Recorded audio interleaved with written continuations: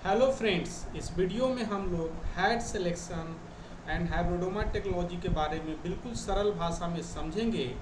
अगर आप CSIR net, IIT JEM या BSc और MSc एंट्रेंस की तैयारी कर रहे हैं तो आपको had selection and hybridoma technology के बारे में बिल्कुल जानना ही चाहिए।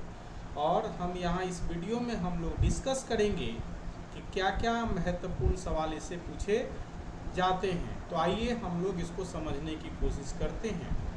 तो सबसे पहले समझने के पहले आपके लिए कुछ बेसिक सवाल है। अगर आप इस सवाल को बनाने की क्षमता रखते हैं तो हमें नहीं लगता है कि आपको वीडियो देखनी चाहिए। सबसे पहला सवाल आपको सेलेक्ट करना, स्टेटमेंट ट्रू है या फॉल्स है। Hypoxanthine added in HAT media to prevent growth of salvage pathway. HGPIT minus cell जो है myeloma cell require hypoxanthine for growth. आप बता सकते हैं ट्रू या फॉल्स है। अगर आपको मालूम है तो ठीक है, और नहीं तो इस सवाल के बारे में हम अंत में डिस्कस भी करेंगे आपसे। Hybridoma technology associated to production of, किस चीज़ से एसोसिएटेड है। और अगला सवाल है role of aminopterin in HAT media, क्या इनका रोल है। आपको बताना है कि एमिनोपेट्रिन का क्या रोल है। तो ये सब बेसिक सवाल पूछे जा सकते हैं। और आइए हम लोग देखते और समझते हैं कि हाइब्रिडोमा टेक्नोलॉजी है क्या और ये कैसे काम करता है। तो सबसे बेसिक बात, हाइब्रिडोमा टेक्नोलॉजी है क्या। तो यह एक मेथड है, तरीका है to produce monoclonal antibody specific to antigen. अगर आपके पास कोई एंटीजन है, उस एंटीजन का आप चाहते हैं कि मोनोक्लोनल एंटीबॉडी प्रोडक्शन करें और फ्यूचर में ज़्यादा से ज़्यादा प्रोडक्शन करें, तो इस हाइब्रिडोमा टेक्नोलॉजी का आप इस्तेमाल कर सकते हैं। तो एक लाइन का सवाल अक्सर पूछा जाता है कि हाइब्रिडोमा टेक्नोलॉजी है क्या। तो ये क्या एक तरीका है जिसमें मोनोक्लोनल एंटीबॉडी प्रोड्यूस करते हैं अपने डिजायर एंटीजन के। कैसे करते हैं, थोड़ा सा इसको थोड़ा समझ लेते हैं बेसिक भाषा में। कि अगर आपके पास कोई एंटीजन है तो आप उसको क्या करते हैं, किसी रैट को या माइस को अपनी स्वेच्छा के अनुसार, अपने डिजायर कंडीशन के अनुसार, इस कंडीशन में हम दिखा रहे हैं कि माउस को हम लोग क्या करें, उसको इंजेक्ट कर रहे हैं उस एंटीजन को।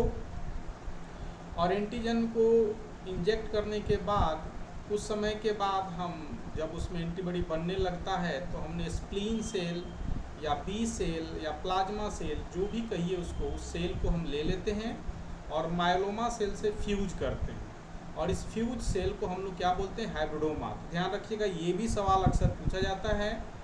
तो जो आप भी बी सेल है या स्प्लीन सेल में जहाँ पर बी सेल रहते हैं जो एंटीबॉडी प्रोड्यूस करते हैं, तो उस सेल को हम लोग फ्यूज करते हैं और फ्यूज सेल को हम हाइब्रिडोमा के नाम से जानते हैं।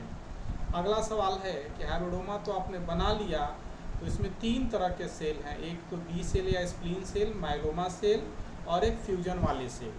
तो हम लोग इसमें आपके जो काम के जो सेल हैं, जो हाइब्रिडोमा सेल हैं, जो दोनों का फ्यूजन सेल है, वही आपके काम का सेल है। और उसका सिलेक्शन हम लोग कल्चर मीडिया में करते हैं, हैट मीडिया में। और कैसे करते हैं इसके बारे में हम आगे बात करेंगे। तो बस इतना ही सीखा हमने कि हाइब्रिडोमा सेल जो फ्यूज सेल है उसका सिलेक्शन, जो हाइब्रिड सेल है उसका सिलेक्शन हम लोग हैट मीडिया में हम लोग करते हैं। और उस सेल को सेलेक्ट करके हम जितनी अपनी इच्छा स्वेच्छा के अनुसार मोनोक्लोनल एंटीबॉडी का प्रोडक्शन करते हैं। तो आइए हम लोग अब देखते हैं कि हैट है क्या और हैट सिलेक्शन में हम कैसे हाइब्रिडोमा सेल को सेलेक्ट करते हैं। ध्यान से सुनिए, काफ़ी सरल है, पर आप समझ जाएंगे एक बार। तो पहला चीज़ कि हैट सिलेक्शन में कौन कौन से मीडिया के कंपोनेंट हैं। तो मीडिया के कंपोनेंट, इसीलिए मीडिया के कंपोनेंट पर ही हैट नाम डाला गया है। हाइपोजेंथिन, एमिनोपेट्रिन एंड थायमिडीन, है ना। ये तीन मीडिया के इंपॉर्टेंट कंपोनेंट हैं हैट मीडिया में, जो कि ऐड किए जाते हैं सिलेक्शन के लिए हाइब्रिडोमा सेल, जो फ्यूज सेल हैं, बी सेल या स्प्लीन सेल, और साथ में माइलोमा सेल को।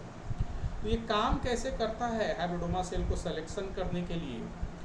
तो मोड ऑफ एक्शन क्या है इसका, मोड ऑफ एक्शन तो सबसे महत्वपूर्ण जो डीएनए बायोसिंथेसिस एक इम्पॉर्टेंट एस्पेक्ट है। डीएनए सिंथेसिस इम्पॉर्टेंट एस्पेक्ट है किसके लिए, सेल को ग्रो करने के लिए। अगर डीएनए नहीं बनेगा तो सेल ग्रो नहीं करेगा, पहली बात ध्यान रखना है। तो एमिनोपेट्रिन करता क्या है कि ब्लॉक कर देता है, किसको ब्लॉक कर देता है, de novo pathway for DNA nucleotide biosynthesis.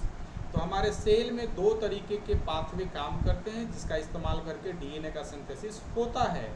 तो एमिनोपेट्रीन जो है मेन पाथवे को, जिसको डिनोवो पाथवे कहते हैं, उसको ब्लॉक कर देता है।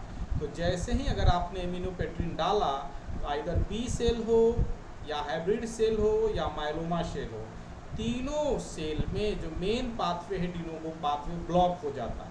ये काफ़ी महत्वपूर्ण सवाल है, ये पूछा जा सकता है आपसे कि डिनोवो पाथवे को कौन ब्लॉक करता है। तो एमिनोपेट्रीन ब्लॉक करता है, मेन पाथवे है फॉर डीएनए बायोसिंथेसिस।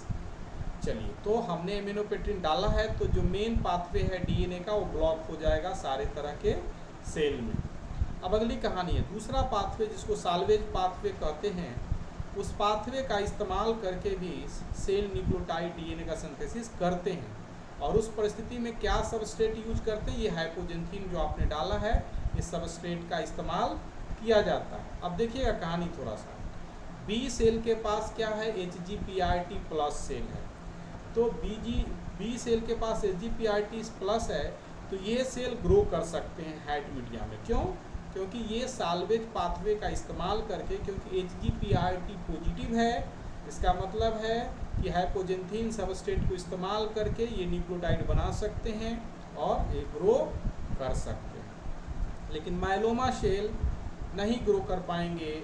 क्यों? क्योंकि HGPRT माइनस नेगेटिव है, तो कोई सबस्ट्रेट इसका इस्तेमाल नहीं कर पाएंगे और इस तरीके से ये क्या हो जाएगा, ये सेल मर जाएगा। अब आगे की कहानी, बी सेल भी जो GRTPT है, इसका भी अपना एक निश्चित लाइफ टाइम है, उसके बाद क्या ये सेल भी मर जाएंगे। लेकिन जैसे ही अगर दोनों सेल फ्यूज हो गए हैं, तो ये भी सवाल पूछा जाता है कि किस तरह का फ्यूजिंग एजेंट, तो पॉलीथीन ग्लाइकोल पैक का इस्तेमाल हम लोग दोनों सेल के फ्यूजन के लिए करते हैं। तो एक बार जब फ्यूज हो गया तो हैट मीडिया में ये सेल सरवाइव कर लेता है। क्यों?